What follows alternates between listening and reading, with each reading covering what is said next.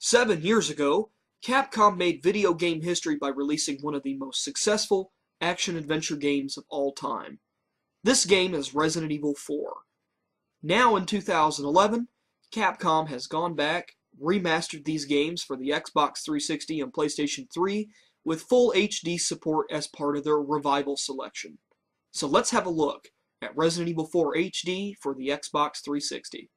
Resident Evil 4 tells the story of Leon Kennedy, a survivor of Raccoon City from Resident Evil 2 who is now a US government agent who must look for the president's kidnapped daughter in an undisclosed location in Europe.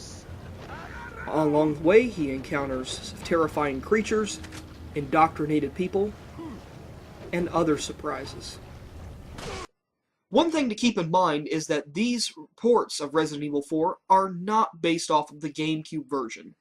They are based off of the PlayStation 2 version, which is considered to be the most complete set, as it has the Separate Ways campaign featuring Ada Wong, and it also has the special unlockable laser cannon once you beat Professional mode.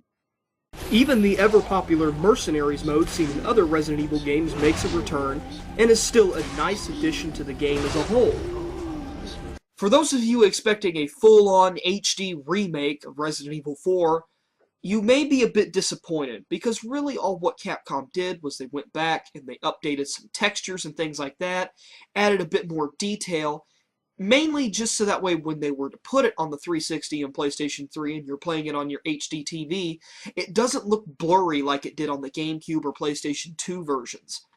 It's nice, but if you were expecting something that looks as gorgeous as, say, some of the other Capcom games that have come out in the past, such as Resident Evil 5, you're not going to get that here.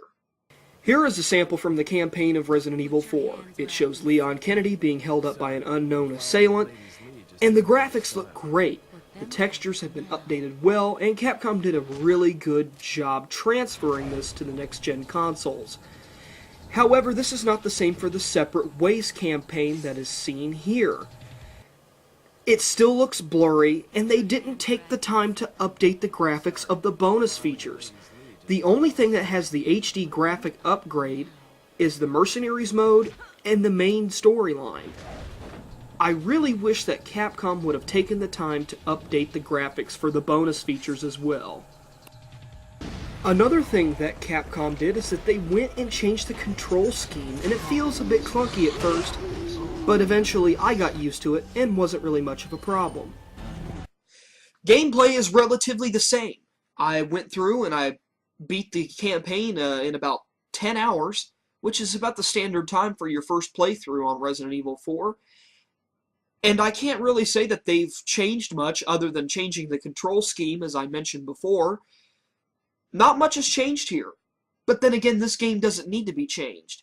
It's been released so many times already, and it's just a nice addition to the Xbox Live or Marketplace or even the PlayStation Network. It's nice to have access to a classic game such as Resident Evil 4. But does this game hold up after 7 years and the fact that it's a last generation game? If I had to give Resident Evil 4 a grade, I would give it a 9 out of 10. Yes, all Capcom really did was change some textures here and there. They didn't really bother to go back and remaster the audio, nor did they update any of the cutscenes from the Separate Ways campaign or any of the bonus features, but this is still a classic game, and one of the best action-adventure games released, and for $20, it can be yours, be it on the Xbox 360 or PlayStation 3. So a 9 out of 10 for me. This is Danny here from Metal Couch, and I am signing off.